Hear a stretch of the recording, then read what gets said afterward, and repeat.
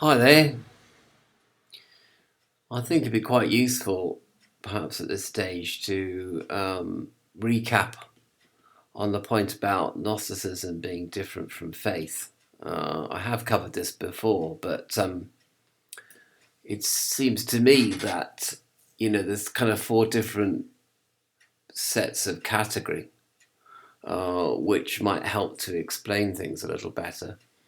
Um, I mean, obviously, the first thing down here is that this is pretty obvious, really, that a person has no experiences of the mystical and no faith either.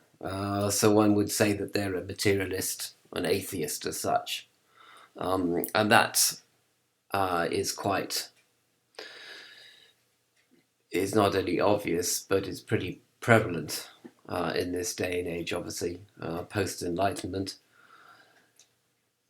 And if people have experiences, they put them down to hallucinations and have a reductionist, materialist explanation for them. And then, funnily enough, on the other side of this coin, really, is the person that has faith but has had no mystical experiences of any kind at all. No experience of the something, as I say here. They're usually born into the religion of their parents, and they don't question that religion. And as I say, they just follow the religion's norms, values, and beliefs without any personal experience of anything mystical. And I suppose that, in a way, is almost, dare I say it, as the other side of atheism, but it's the other side of the same coin, really, which is just a blind acceptance of the universe as it is, or as it is perceived, or as it has been created by your culture. When you think about the origins of religion, of course, people have had experiences of the numinous or experience of the transcendental, and out of or at the same time. They have faith. Perhaps they've had the faith of their parents, but then they have an experience which builds on that faith, which changes it and changes the nature of their religious paradigm, such as Saul on the way to Damascus, for example. And then they become a founder for religion, which people later on accept without any criticism or without any critical mind, and they don't need experiences to back up what they've been taught in the religious context. But it's probably been born from some raw mystical experience of the founder of the religion, or set of experiences at any rate. So that is kind of the origins. So that's having experience and faith. And then I've got a set of categories here about you don't have to have faith because you have an experience, you have a gnosis, which is so real that it's just you just take it.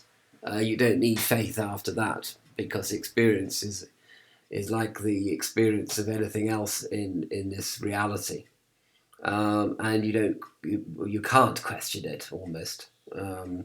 That's the idea, and that's the that's why people say with gnosis you don't need faith. And so I have discussed this before, and you remember that I used the river, the river going round the bend. And if you're actually round the bend and you know what's round the bend, that's an experience. But the idea is that before you get to that point, with gnosis, you have an experience of what it is that is round the bend, and so therefore that experience is similar to really being there. Whereas faith, you have to have a messenger that comes and tells you what's around the bend, and you believe that messenger. You have faith that that messenger. You trust that messenger and the message that they carry, and that they're telling the truth. And so, even though you haven't experienced what's around the bend, you nevertheless believe everything that you're told about what you will experience when you get there. And but with gnosis, there's a sort of throwing forward as it were, or taking a bird's eye view of the whole situation, so that you see what other people see, even though you're not at the same point as they are. And yet it is so real what you see. It's exactly the same as if you were really there. And I think that's very important. So that's why Gnosis is said to be sort of beyond faith, as it were, and not needing faith. And somebody doesn't have to have faith in order to have the experience of the numinous. And yet, from that experience, they are absolutely in no doubt that God exists and that there is an ineffable realm of the God. And that realm can be experienced and will be experienced after death.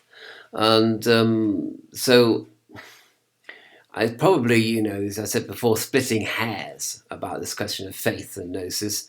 I think there must be an element of faith in all things. There's an element of faith, I suppose, in the atheist position. And there's faith built into the position of people that are just carrying on the religious tradition of their parents. And of course, there is faith that the new paradigm is being founded based on some experience of the numinous, on the experience of this new paradigm, as symbolized by an extraordinary set of experiences, which also can't be denied. So, as I said before, this might be splitting hairs to talk about faith and Gnosis as being diametrically sort of opposed to one another, in the same way as atheism as opposed to theism.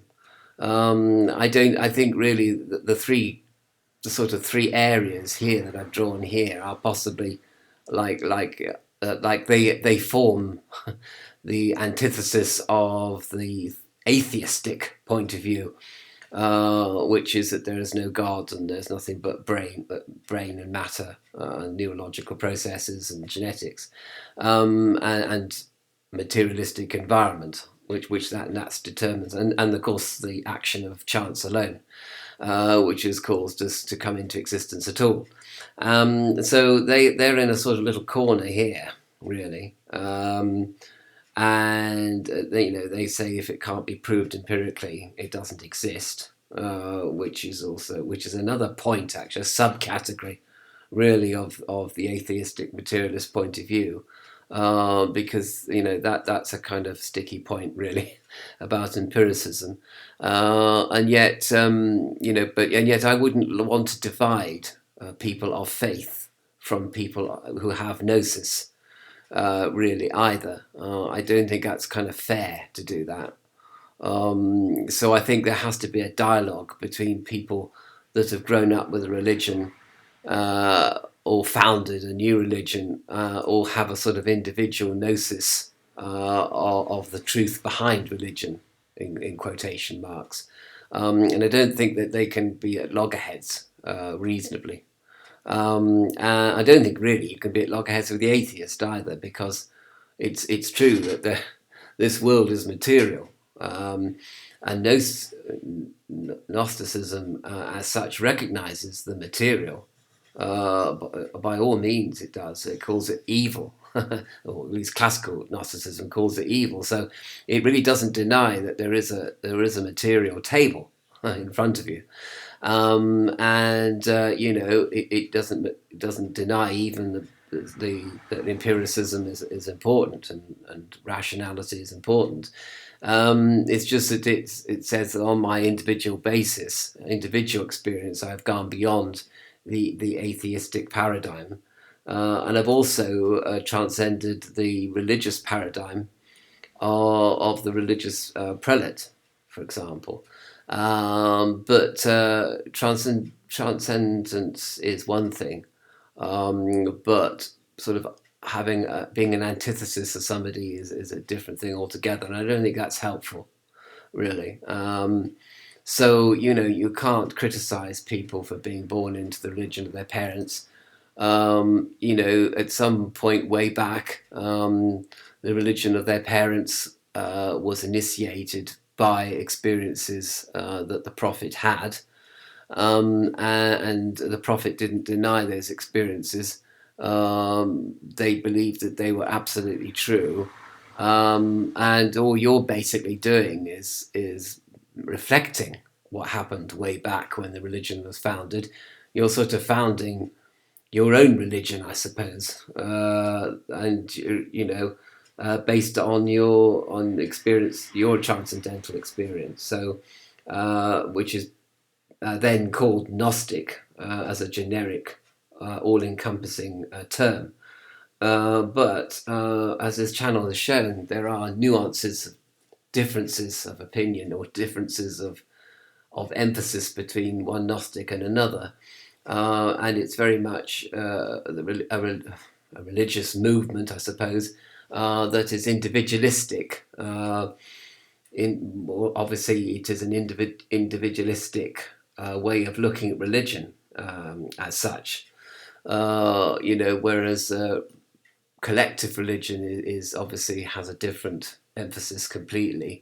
And collective religion is looking at atheism with concern and sometimes horror, whereas the Gnostic is indifferent, really, to the atheistic paradigm, as they're pretty much indifferent to the collective expression of religion as well, and recognise that religions are part of society.